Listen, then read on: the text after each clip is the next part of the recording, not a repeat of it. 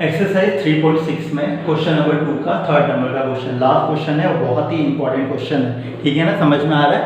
हाँ, देखो एक बंदा है, उसको अपने घर पहुंचने में 300 किलोमीटर की रिक्वायरमेंट है, मतलब वो हॉस्टल में रहता है और उसको घर जाना है, 300 किलोमीटर का उसकी जर्नी है। ठीक है ना, अब यहाँ से बोला गया है कि वो टोटल ट्रैवलिंग थोड़ा सा बस के थ्रू जाता है, थोड़ा सा ट्रेन के थ्रू जाता है। ठीक है ना, तो दो ही है।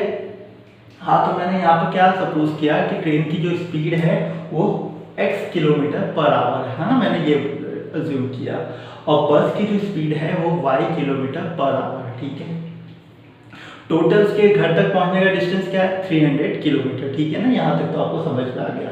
अब फर्स्ट केस में यहाँ पे ये बोला गया है कि अगर वो 60 किलोमीटर बाय ट्रेन से जाता है, 60 किलोमीटर की जर्नी है वो ट्रेन से करता है, तो बाकी कितना बचा? 240 किलोमीटर का जो जर्नी है वो बस के थ्रू करता है। ठीक है ना, अगर ऐसा काम करता है तो उसको घर पहुंचने में 4 आवर्स जितना टाइम लगता है। ठीक है, यहाँ तक तो समझ में आ गया।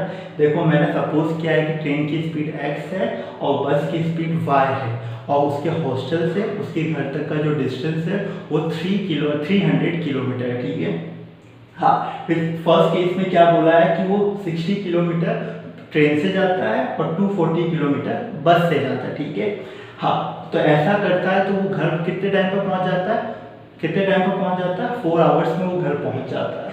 अब यहाँ से स्टार्ट होता है, स्पीड इक्वल टू क्या होता है? Distance upon time, time equal to क्या होगा? Distance upon speed. यहाँ तक तो समझ में आ गया। अब मैंने क्या बोला, अब खुद दिमाग लगाना, वो ट्रेन से 60 किलोमीटर की जब जर्नी करेगा तो कुछ ना कुछ तो टाइम लगेगा। तो मैंने सपोज किया गया है वो टाइम कितना है? T1, और बस के द्वारा जो ट्रैवलिंग करता है उसमें टाइम कितना लगता है? T2, और T1 प्लस T2 वो दोनों को आप जब ऐड करते हो तो आपको T मिलता है, और T इक्वल टू क्या है आपका? 4 आवर। ये ध्यान से समझना। और T1 और T2 अपने को सबसे पहले फाइंड करना है, तो टाइम इक्वल टू क्या होता है? Distance upon speed. तो T1 इक्वल टू क्या होगा? देखो ट्रेन की बात करो, ट्रेन के लिए हमने क्या लिया? T1, तो T1 में डिस्टेंस कितना है? 60 किलोमीटर, तो मैं 60 लिखा, और स्पीड क्या है? x है, तो मैंने x लिखा। तो ट्रेन में जाने में उसको कितना टाइम लगता है? 60/x जितना टाइम लगता है।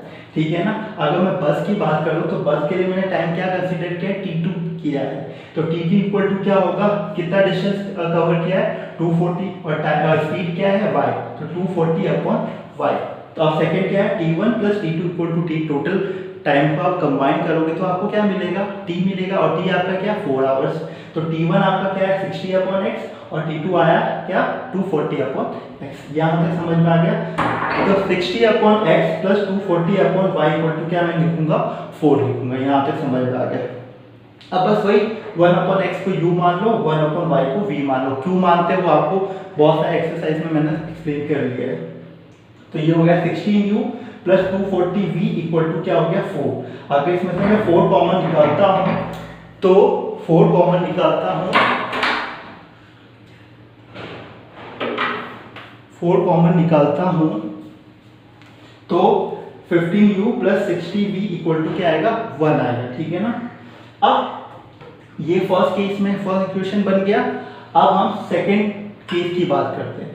सेकेंड केस में क्या बोला गया है कि अगर वो बंदा 100 किलोमीटर वो ट्रेन से जाता है, 100 किलोमीटर वो ट्रेन से जाता है, तो रिमेनिंग कितना किलोमीटर बचेगा? 300 माइनस 100 मतलब 200 किलोमीटर बचेगा। 200 का क्या आ जाएगा? 200 किलोमीटर की जर्नी, 200 किलोमीटर की जर्नी बस के थ्रू गया और 100 किलोमीटर की जर्नी ट्रेन से गया। ठीक है ना, तो यहाँ पर टोटल टाइम हमको बुक में क्या दिया है कि अगर इस टाइप से जाता है, इस टाइप से जाता है तो उसको कितना टाइम लगता है? 4 आवर प्लस 10 मिनट। ठीक है ना, अब देखो यहाँ पर 10 मिनट यहाँ पर प्रॉब्लम क्रिएट कर सकता है, क्योंकि यहाँ पर सब कुछ आवर्स में दिया हुआ, ये 10 मिनट है, तो इसको सबसे पहले हम क्या करेंगे? आवर्स में कंप्लीट कर डालेंगे, चेंज करेंगे। 4 प्लस 10/60, क्यों? 16 मिनट इक्वल टू 1 आवर्स होता है, इसलिए 10/60 लिखूंगा। तो 4 प्लस 1/6 मतलब क्या आ गया? 25/6 आवर्स आ गया। ये ध्यान से समझना, 25/6 आवर्स आ गया। ठीक है ना, मतलब यहाँ पर टोटल टाइम कितना लगता है? 25/6 आवर। यहाँ पे टोटल टाइम कितना लगा था 4 आवर्स, ठीक है ना। इस केस में 4 आवर्स लगता है और इस केस में 25/6 आवर्स लगता है। तो बस वही बात होगी, फिर से बस के थ्रू गया, t1 टाइम लगा, तो t1 टाइम कैसे हम फाइंड करेंगे, distance upon speed, distance upon speed, ठीक है ना। यहाँ पर भी गलती हो गई,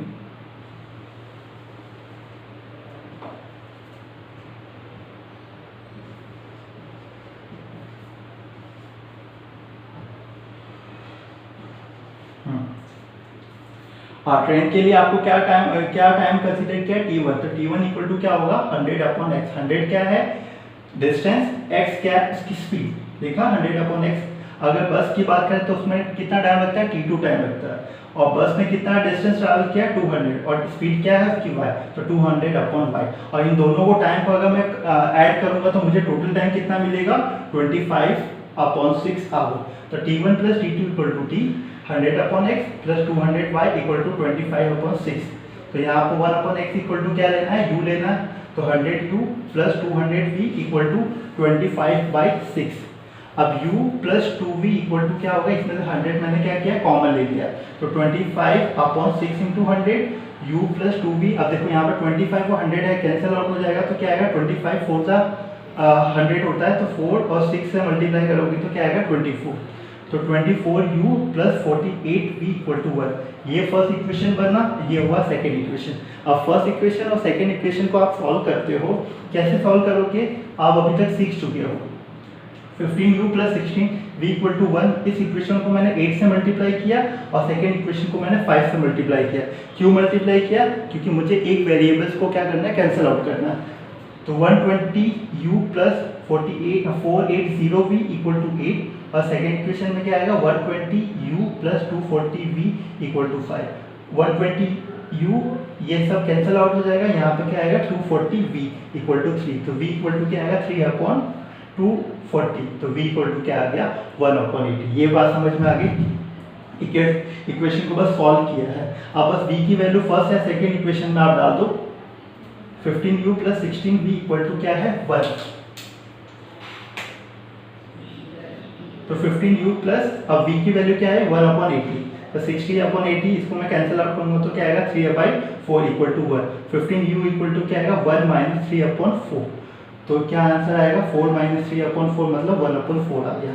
तो 15u इक्वल टू क्या आएगा 1/4 और u इक्वल टू क्या आएगा 1/60। इसका मतलब क्या हुआ, स्पीड ऑफ ट्रेन क्या है 60 है और स्पीड ऑफ बस क्या है 80 है। तो मैं कैसे लिखूँ 60 km/h ट्रेन की स्पीड है और 80 km/h बस की स्पीड। बहुत अच्छा क्वेश्चन है, एग्जाम में पूछा ही जाता है, ध्यान से देखना, ठीक है ना। चलो बाय, अगर नहीं समझ में आया तो मैं फिर से पूछना, मैं फिर से समझा दूंगा, ठीक है। चलो बाय।